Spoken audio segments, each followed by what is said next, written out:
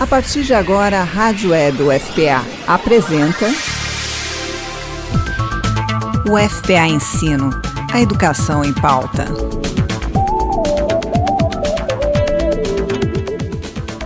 Olá, ouvintes da Rádio Web UFPA, eu sou Fabrício Queiroz e a partir de agora você acompanha mais uma edição do UFPA Ensino. Hoje a gente vai conhecer mais um projeto que é apoiado pelo Programa de Apoio a Projetos de Intervenção Metodológica. O nosso tema de hoje é o projeto Urbanização e Qualidade de Vida da População Residente na Microbacia do Bairro da Terra Firme. O projeto busca analisar a qualidade de vida da população que mora nas microbacias urbanas, que são chamados canais do Bairro da Terra Firme aqui em Belém. Quem vai falar sobre esse projeto que é desenvolvido pela Escola de Aplicação da UFPA é o professor Mário Benjamin, que é o coordenador desse projeto. Bem-vindo, professor, mais uma vez à Rádio Web. Obrigado pela sua participação. Também recebemos a professora Georgina Ferreira, também professora da Escola de Aplicação e também está atuando nesse projeto. Bem-vinda, professora, mais uma vez.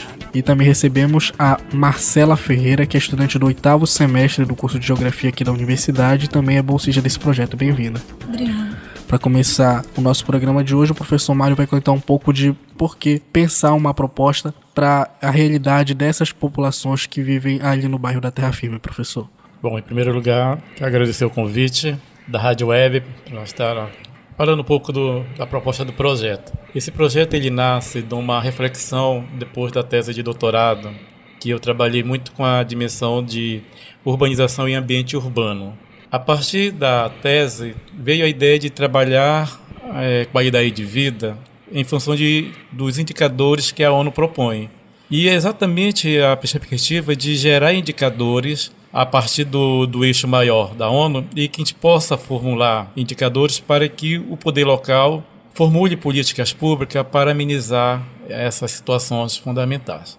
Então, embora a ONU proponha um conjunto de 20 indicadores, para nós da geografia nós selecionamos apenas 5 em função da possibilidade de quantificar esses indicadores. Então nós trabalhamos com a dimensão da habitação, saúde, educação, saneamento e da própria urbanização, por considerarmos que esses elementos, eles, para a geografia, eles são materializáveis, eles são espacializáveis e, obviamente, que é possível, a partir do trabalho de campo, você fazer esse mapeamento. E, obviamente, que nós sabemos, empiricamente, que a qualidade de vida da população nessas áreas são extremamente precárias, é necessário que a pesquisa comprove e o poder local possa gerar políticas públicas para amenizar essa situação. Então já teve, vamos dizer, um primeiro passo na sua própria tese de doutorado, é isso. O que o projeto vem trazer de novo? Ele vai gerar novos dados, ele vai propor uma ação de extensão, de alguma forma de intervenção ali naquela comunidade. O que o projeto vem trazer de novo ao que o senhor já tinha na sua tese? Bom,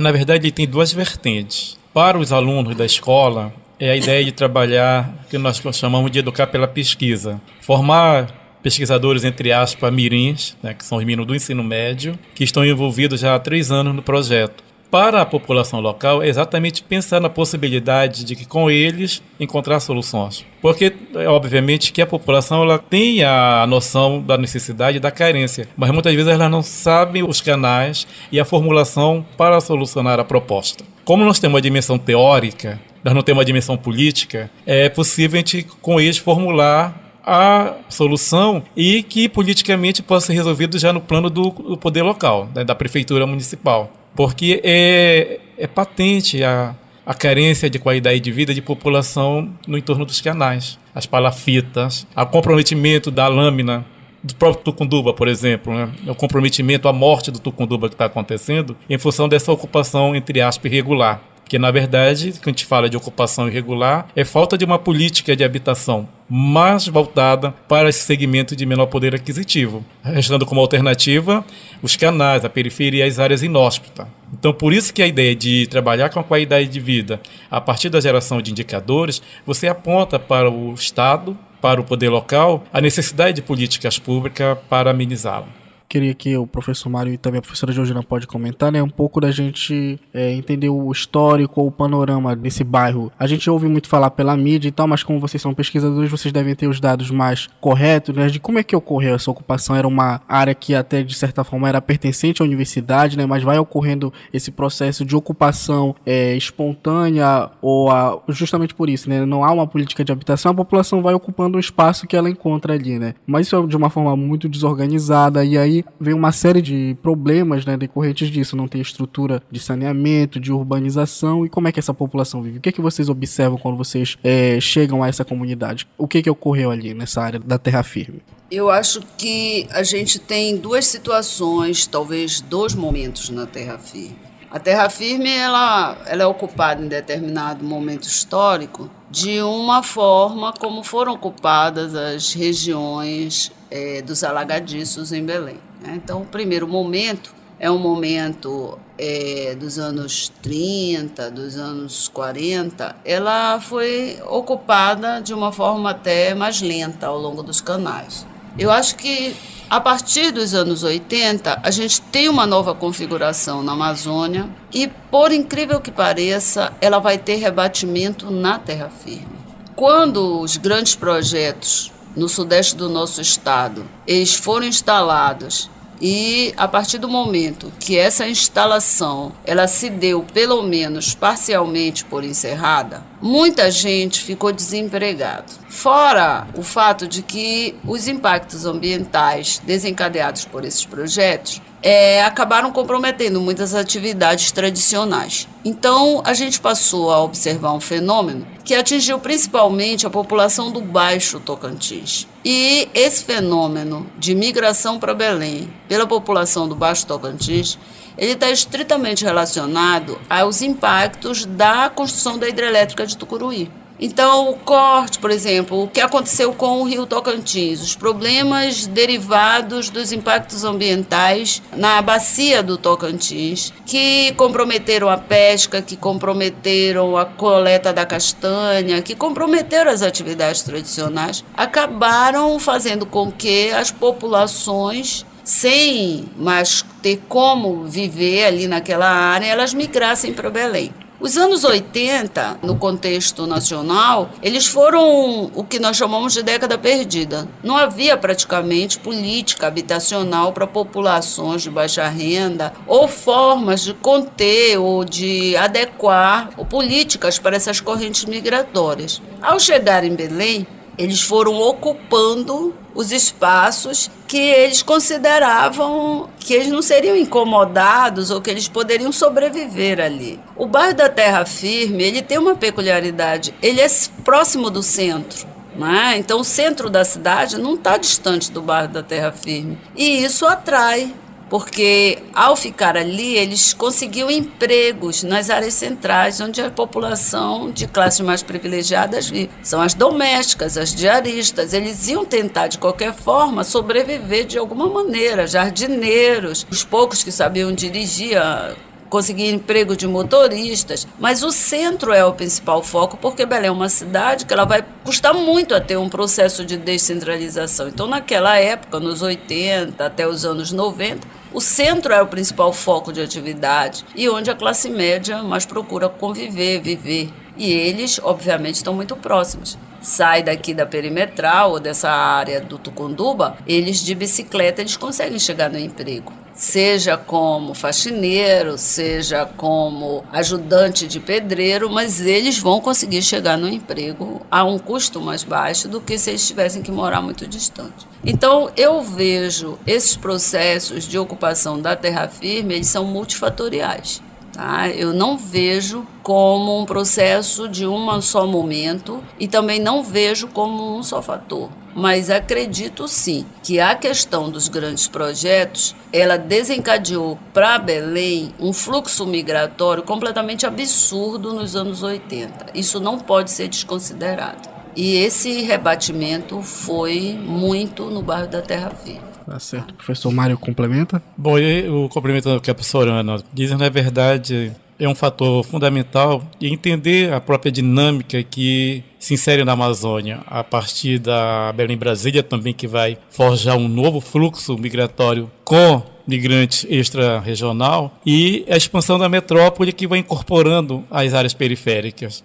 Por exemplo, quando procuramos entender a terra firme, que é uma área que está localizada no centro da cidade, o nome terra firme porque é a área de maior cota altimétrica de Belém, em média de 14 a 16 metros acima do nível da maré, mas que apresenta essa contradição, porque a cidade ela se expande sem um planejamento urbano de fato. Há um planejamento urbano no ponto de vista teórico, mas na prática isso não aconteceu. Se nós fazermos um estudo e pensar como é que as áreas de baixada foram incorporadas ao tecido urbano a partir dos anos 60, essas áreas vão ficar como uma área de especulação, na verdade. A terra firme ela vai passar por um processo de valorização em função do corredor institucional. As principais instituições federais estão no seu entorno. Isso é um fator também que leva a uma certa migração para lá, mas a terra firme vai passar por um processo de valorização e, lamentavelmente, com toda intervenção no espaço urbano que poderá acontecer, vai levar ao esvaziamento dessa camada que hoje se encontra lá. Porque é um bairro super bem localizado.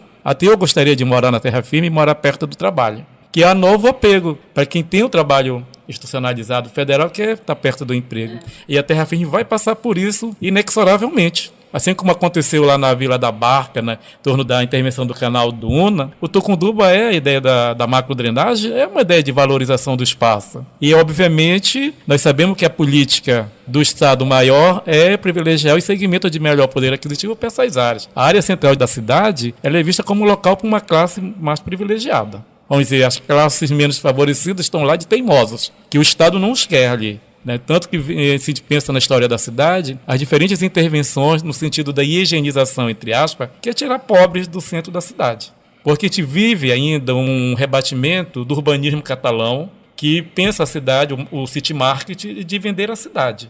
Tornar a cidade bela, quando você pensa Estação das Docas, 11 Janelas, nada mais é do que o rebatimento do urbanismo catalão. A ideia do city market é vender a cidade, trazer as pessoas para consumir o centro, mas apenas para consumo cultural. E aí você vê, se você pega o mapa e pensa a terra firme, a localização privilegiada dela, próximo da universidade, 2 universidades federais, o Museu Guild, Embrapa e tudo mais, o apego para a moradia vai ser uma tendência. Eu não sei até quando o setor imobiliário não vai resistir à tentação de comprar ali para... E isso é um processo que vai se propagando. É como os teóricos da urbanização falam, é como uma gota de óleo na água. Vai se propagando e possivelmente a terra firme vai ser a bola da vez. Quando você fala na Nova Belém, para ali já não tem muito como se expandir. A terra firme está meio aqui guardada. É que a gente fala assim, esperando o momento exato para entrar no processo da valorização do solo urbano. E, lamentavelmente, a população de menor poder aquisitivo vai ter que ser removida. Não sabemos para onde, né? Mas essa é a tendência. Lamentavelmente, é assim que o urbanismo capitalista pensa a cidade. Vou conversar agora um pouco com a Marcela Ferreira, que é estudante do curso de Geografia, para ela falar um pouco de como é a atuação dela nesse projeto. O professor comentou que, vamos dizer, uma das vertentes do projeto é justamente atuar nesse processo de formação desses alunos por meio da pesquisa, né? O que você faz no projeto, Marcela? Eu, como bolsista do projeto, na verdade, um dos principais, além de adquirir conhecimento, né, juntamente com o professor Mário e a professora Ana, é justamente fazer a discussão dos textos.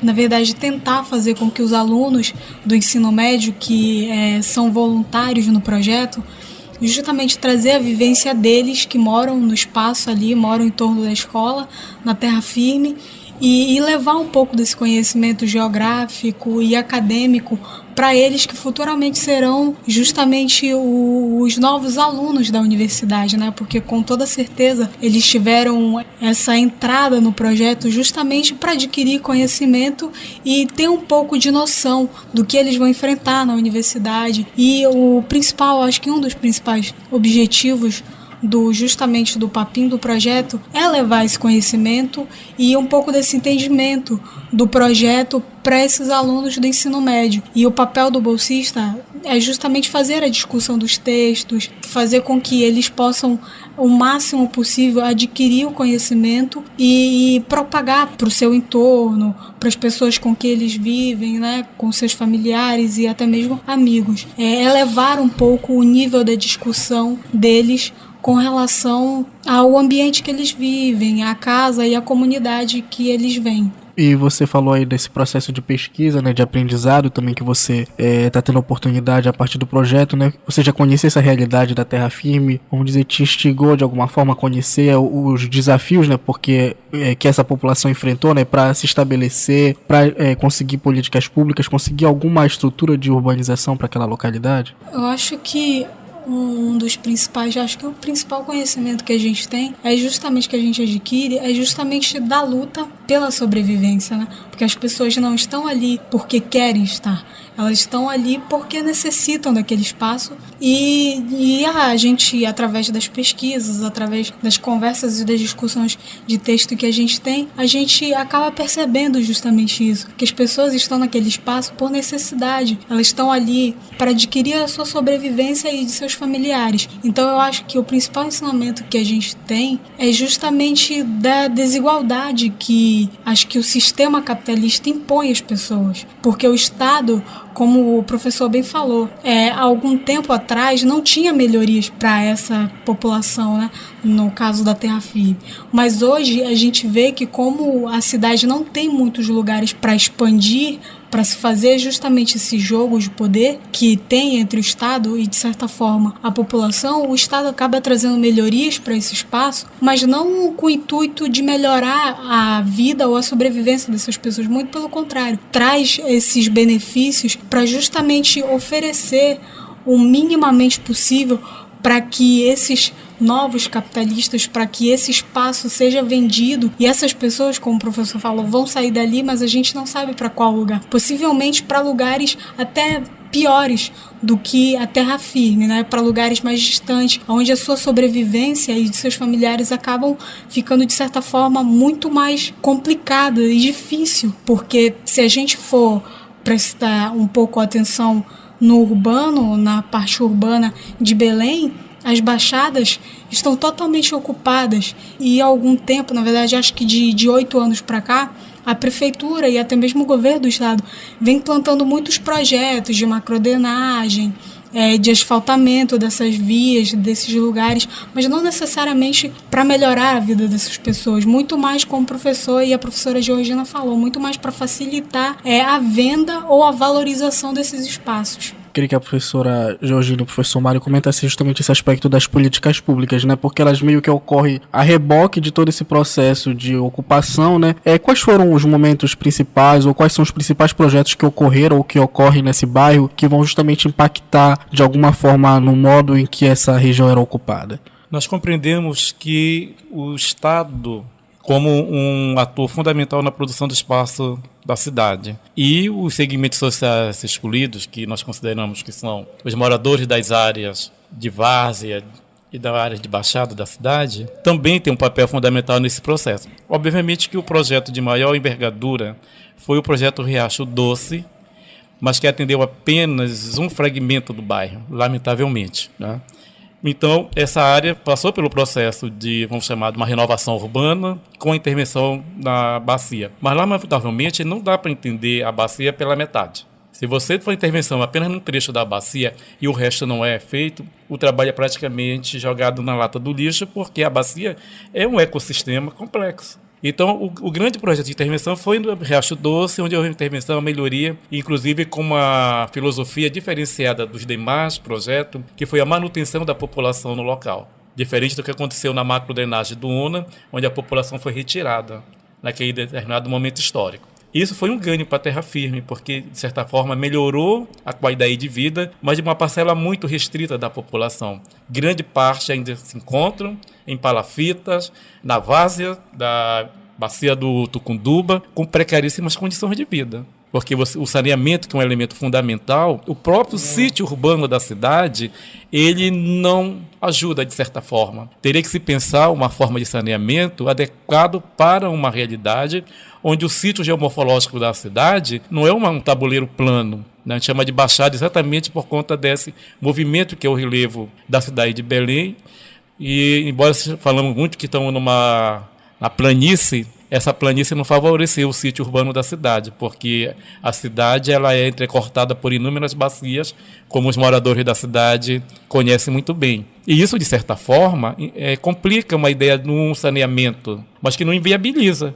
Tá? O que falta, na verdade, é vontade política para que se tenha um saneamento adequado para cada, vamos chamar de microespaço da cidade, que favoreça uma melhor qualidade de vida dessa população. Eu vejo muito a intervenção de um trecho da bacia do Tucunduba, né? Só que o Tucunduba, se eu não estiver enganada, ele tem aproximadamente uns 3 quilômetros. Houve uma recuperação de 1 quilômetro, mas não houve continuidade. Seria, de certa forma, muito bom que tivesse havido a continuidade da recuperação, da macrodrenagem daquela área. Mas, infelizmente, foi abandonada, a gente não... O plano diretor de Belém, ele prevê a recuperação dessas áreas. Não só esse que está em vigor, mas o plano diretor, em 93, também já previa. A questão toda é, muitas vezes os projetos não ganham continuidade, se inicia uma obra e nas mudanças de direções políticas, elas são abandonadas e aí você não tem aquela conclusão. Como você não tem a conclusão, você não consegue ver o efeito da obra. Por outro lado, essas obras seriam muito significativas porque são populações que vivem, querendo ou não, em áreas inundadas. Então, isso implica em qualidade de vida, isso implica em indicadores de saúde, isso implica em doenças, isso implica principalmente na questão da própria casa deles. Eles perdem as coisas que têm porque nas chuvas a água invade a casa deles. A questão do ambiente urbano fica extremamente comprometido porque se não há um processo de macrodrenagem, de organização do espaço, dentro daquilo que pelo menos é básico, o que acontece? Você passa a ter acúmulo de lixo, você tem questões muito mais graves, como aumento da violência, como espaço para o estabelecimento das redes de tráfico. Então, é muito complicado que o Estado não tenha uma política adequada para essas regiões,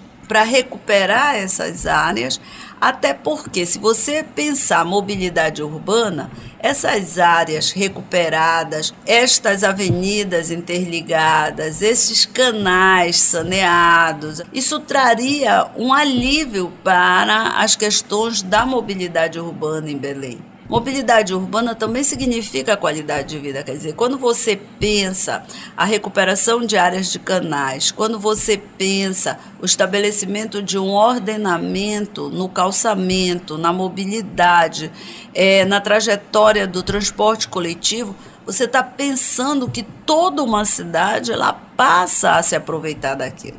Então, no momento que novas vias são abertas, o trânsito flui mais. Isso aliviaria o trânsito do Guamá, que é um bairro vizinho e que tem trechos muito congestionados de trânsito. A interligação do Tucunduba aliviaria trânsito que vem da Pedreira. Então, haveria conexão com outros bairros. Então, a cidade ela precisa pensar o seu planejamento, porque se a gente continuar pensando a cidade como propriedade de parte da população, a gente tem uma cidade doente, congestionada, que não oferece qualidade de vida. E se você fizer o somatório no final, você não tem qualidade de vida nem para as pessoas de alta renda. Né? Porque um trânsito congestionado, uma cidade sem arborização, uma cidade violenta, ela não tem endereço, ela vai atingir todas as camadas sociais. Doenças de via hídrica atingem todas as camadas sociais. Não há como isolar, essa camada está protegida, não. Então, na medida que você não pensa o espaço urbano como organismo e que, portanto, tem que haver conexão de todas as partes, falta do planejamento, o plano existe, a lei está lá, ela não é efetiva. Ela é eficaz porque está em vigor, mas não tem efetividade. Rádio Web UFPA, apresentando o programa UFPA Ensino. Hoje a gente está conhecendo o projeto Urbanização e Qualidade de Vida da População Residente na Microbacia do bairro da Terra Firme. Os nossos convidados de hoje são o professor Mário Benjamin, que é o coordenador desse projeto na Escola de Aplicação, também a professora Georgina Ferreira, e a Marcela Ferreira, que é estudante do 8º semestre do curso de Geografia e é bolsista desse projeto. A gente vai para um rápido intervalo agora e volta daqui a pouco. Rádio Web UFPA, divulgando conhecimento. Você está ouvindo o FPA Ensino. Você está ouvindo o FPA Ensino.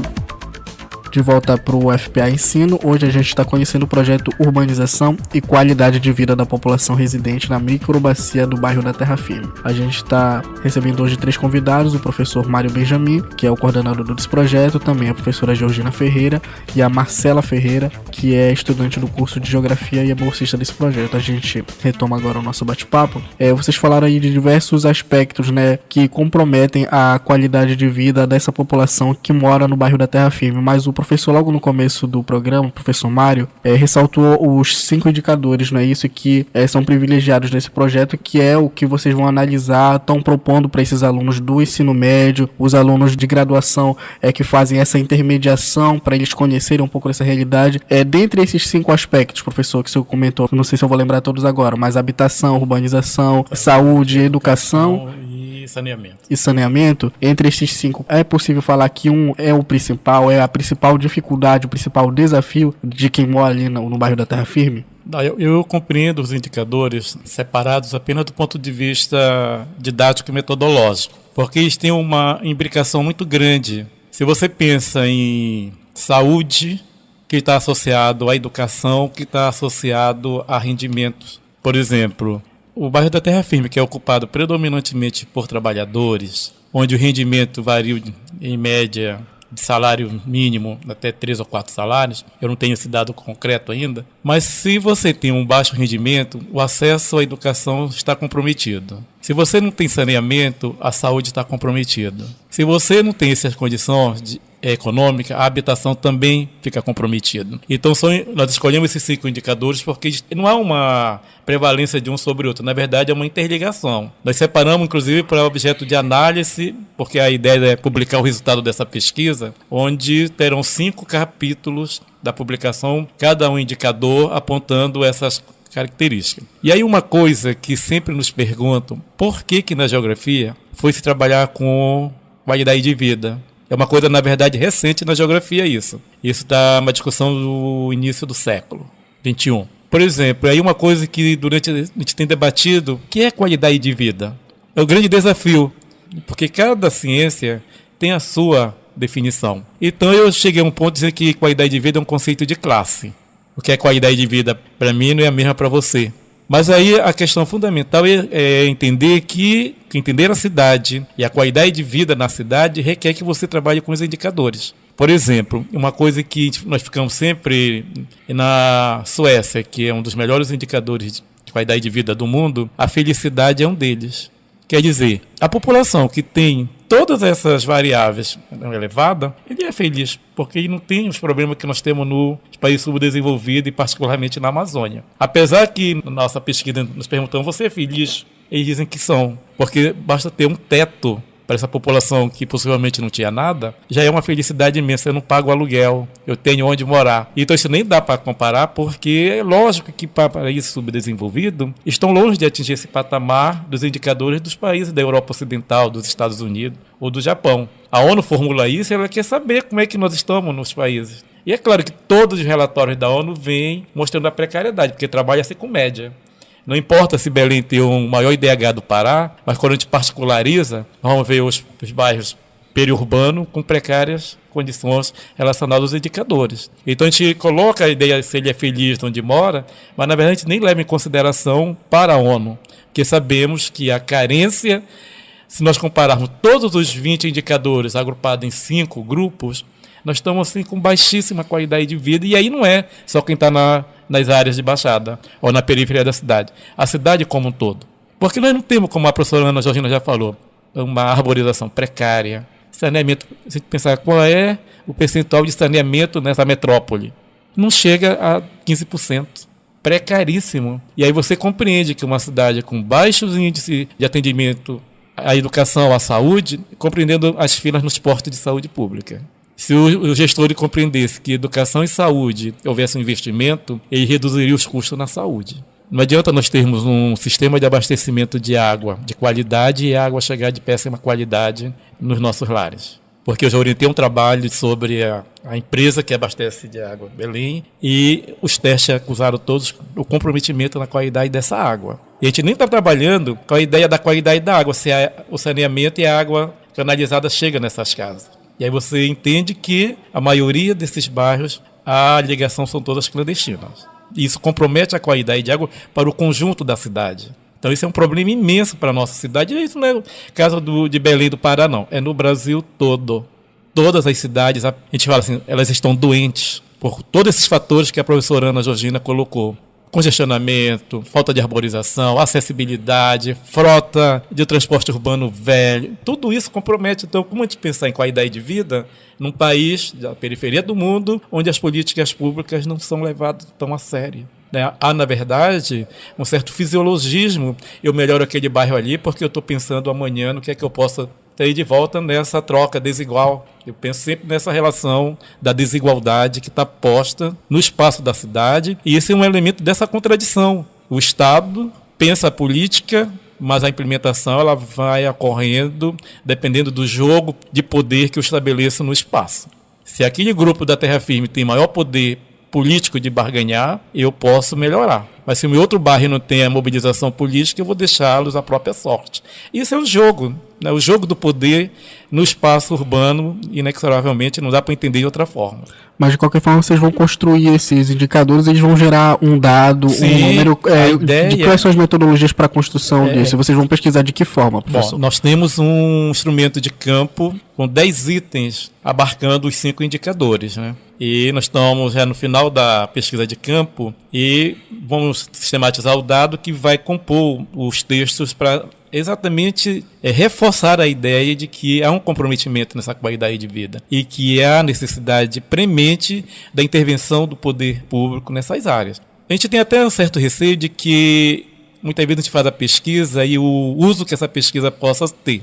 Mas a gente não pode mascarar isso e trazer para a própria comunidade da Terra Firme que eles possam pensar na própria condição de vida deles. E quem sabe eles possam se organizar melhor a partir dos dados revelados pela pesquisa para reivindicar melhorias de vida. E, é claro, lutar para permanecerem no bairro que, possivelmente, desde o processo de expansão da metrópole a partir dos anos 60, possivelmente eles tenham ocupado e já têm uma relação de identidade com esse bairro, né? Tanto que mudaram o nome do bairro para Montese e eles continuam chamando Terra Firme, né? Isso é uma coisa que dá a ideia da identidade com o lugar, dá a identidade com o bairro. Eles se sentem moradores da Terra Firme e ponto. Não importa que o Estado tenha mudado para outro nome, mas isso é o que lhe garante a identidade. E possivelmente eles vão resistir em qualquer tentativa de remoção. A intervenção, a ideia é que se faça intervenção no processo de gentrificação e que eles permaneçam no bairro, porque vão ficar extremamente privilegiados na área central da cidade, próximo do centro de negócio, próximo do centro da vida que rege a cidade. Professora Georgina, quer complementar alguma coisa em relação a esses indicadores do bairro da Terra Firme? Como é que tem sido essa pesquisa? Eu parto de um princípio como o do Mário. Eu acho que um indicador ele não vai prevalecer sobre o outro. Na verdade, quando a gente tiver o raio-x do bairro, a gente vai ter a partir dos indicadores e talvez até de mais coisas que ao longo da pesquisa a gente vai acrescentando, né? Então, como eu falei, não dá para pensar de uma forma isolada os parâmetros. O saneamento ele está conectado com a saúde, né? A questão da própria qualidade de vida, a urbanização, a forma de ocupação, as habitações, muitas vezes os materiais das casas. Então, tudo isso ele dá uma implicação. A questão ambiental que vai passar pela educação, né? Porque a questão ambiental ela faz a travessia dentro do processo educacional. Então, como o Mário mesmo falou,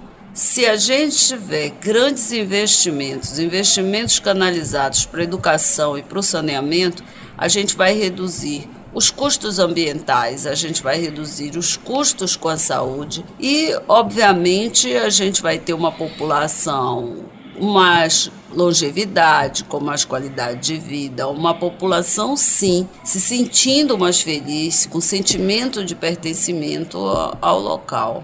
Então, concordo nesse texto em que a gente tem que observar todo esse conjunto. Para mim, não dá para separar nada numa cidade. Marcela, queria que você falasse um pouco do dia a dia, do cotidiano desse projeto. São os próprios alunos do ensino médio que são voluntários que colhem esses dados? É isso? Como é que que vocês repassam essas informações, né? Para ele ter o cuidado de como colher essa informação, o que é uma informação científica que vai ser útil para o projeto? Na questão dessa informação, na verdade, a gente procurou fazer um questionário e como a maioria dos alunos, acho que todos, né, professor, moram na terra firme, então fica muito mais fácil colher essas informações através do questionário e até mesmo fica mais simples de se fazer, até porque eu acho que eles não teriam a capacidade de decorar tudo que eles perguntam. Então a gente procurou, o professor Mário fez um questionário e a gente auxilia justamente na aplicação desse questionário,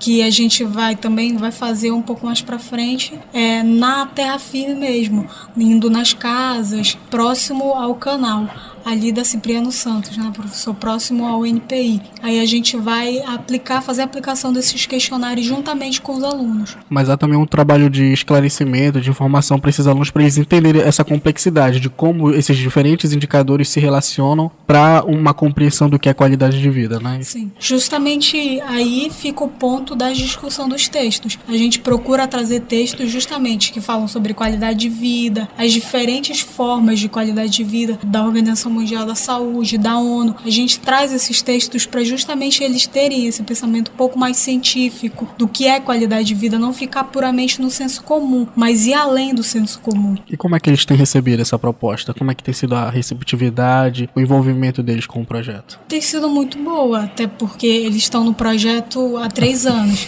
Então eles já às vezes sabem e entendem algumas coisas muito melhor que eu, que entrei agora. Eu estou apenas 6 meses no projeto. Então é muito mais, eu cheguei com eles bem mais treinados, digamos assim. A facilidade que eles têm de pegar os textos, de sair do senso comum para ir para o científico é muito bom, até porque eles estão no projeto há 3 anos. Eles vieram, eu entrei agora nesse projeto, especificamente da Terra Firme, mas eles vêm de um projeto anterior com o professor Mário e com a professora Georgina. A gente tem o privilégio de ter um grupo de alunos que tem uma identidade com a pesquisa desde cedo. Na verdade, eu tenho um aluno que está desde o 7º ano e hoje está no 3º ano e permanece no projeto. Então, o que a Marcele fala exatamente é isso. Eles não vão a campo sem antes ter um acúmulo da discussão teórica, e aí nós não discutimos, nós discutimos um texto teórico com eles, que é a ideia da educar pela pesquisa. E formular o questionário não é que eu tenha formulado, sentamos na roda e cada um sugeriu.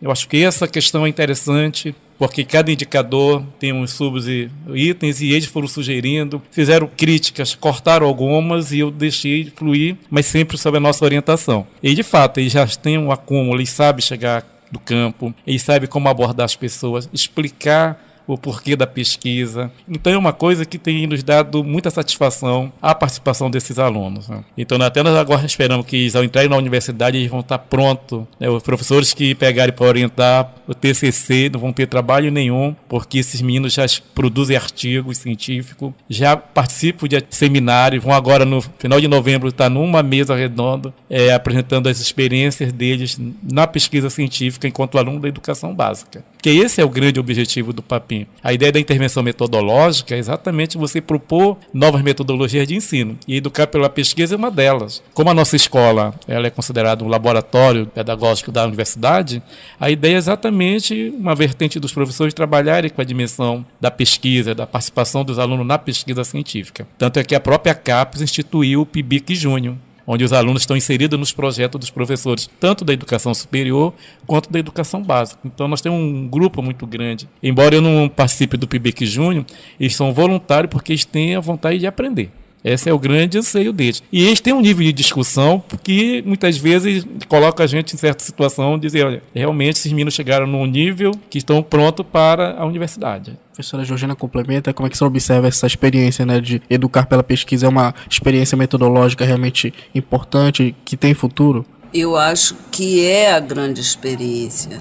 Eu acho que, na verdade, a educação pela pesquisa, ela é transformadora e ela se transforma num grande facilitador da aprendizagem. Quer dizer, no momento que ele pesquisa, ele consegue produzir, ele consegue recriar, ele passa a ter uma autonomia de conhecimento e isso é de extrema importância. Eu vejo, na verdade, a educação pela pesquisa como aquela saída daquele aluno que só recebe. Quer dizer, o aluno receptor. Não, ele vai ser um aluno em que ele vai trabalhar, ele vai participar, ele vai deixar daquela condição de passivo, um aluno passivo, para se transformar num aluno ativo e também ter condições de não só receber o conhecimento, mas saber trabalhar esse conhecimento. Marcela, queria que você falasse um pouco dessa experiência na aula, né, de poder lidar com esses alunos, né, você está prestes aí a terminar já o curso de Geografia, né, então é uma metodologia, uma proposta de ensino que você está aprendendo com os professores Mari e a professora Georgina, né, que você de repente pode aplicar, levar para a sua vida profissional, né? Sim, com certeza. Eu acho que a gente está no 8º semestre e a gente está nessa coisa de estágio obrigatório, e o que eu tenho visto no estágio, assim, os professores de hoje, eu acho que um pouco mais velhos, estão muito desestimulados com relação ao ensino, tudo. E eu acho que eles acabam deixando por não fazer coisas simples, que é pegar um texto e sentar com os alunos e verdadeiramente discutir aquele texto. Não ele simplesmente falar sozinho. Eu acho que a grande experiência que eu levo, acho que do projeto, acho que é justamente isso. Não deixar com que os alunos discutam o texto sozinhos. Sentar, conversar e fazer com que eles entendam e tirem as suas dúvidas. Até porque eu acho que o ensino não é uma via de mão única. Eu acho que ele é as duas vias. Eu acho que o professor, ele não tem o papel de apenas ensinar, ele também tem o papel de aprender. E o aluno, eu acho que o aluno tem muito a acrescentar, porque ele vivencia aquela comunidade, ele vivencia o bairro, então ele sabe muito mais a realidade do bairro do que o professor, que só chega ali para ensinar e de certa forma para falar. Eu acho que a grande experiência desse projeto também, eu acho que é justamente trazer a comunidade, os alunos que vivenciam o bairro no seu dia a dia, que vivenciam a experiência do bairro.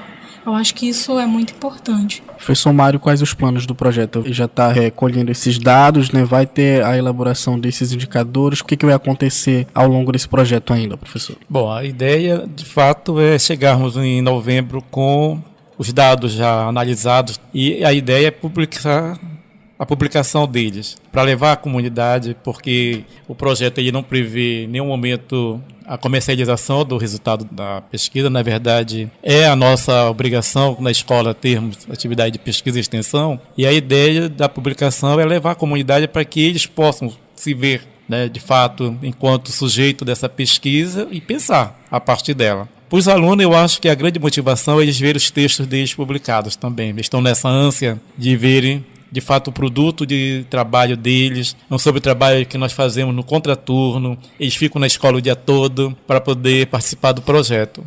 Lamentavelmente, eu comecei falando que esse é o último ano dessa linha de pesquisa voltado para a urbanização e qualidade de vida.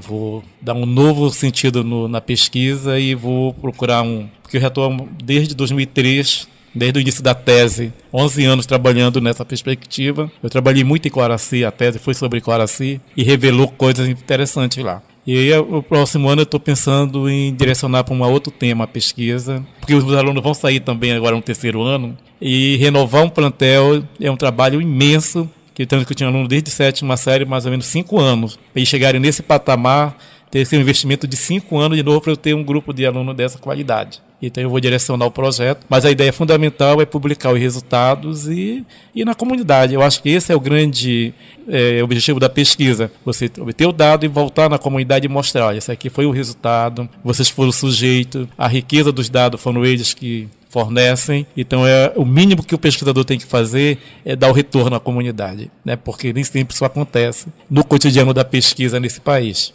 Então, professor Mário Benjamin, professora Georgina Ferreira e Marcela Ferreira, muito obrigado pela participação de vocês hoje no nosso programa UFPA Ensino. A gente deseja também todo o sucesso ao projeto Urbanização e Qualidade de Vida da População Residente na Microbacia do bairro da Terra Firme, que esses dados realmente revelem um pouco mais da realidade dessa população e que cheguem, né, e possam gerar benefícios para essa população. Parabéns e muito obrigado. Bom, eu que agradeço o convite, né, em nome dos nossos alunos também esperamos que o resultado dessa pesquisa possa, quem sabe, modificar um pouco a realidade dessa população tão carente de uma gama de qualidade de serviços. Obrigado.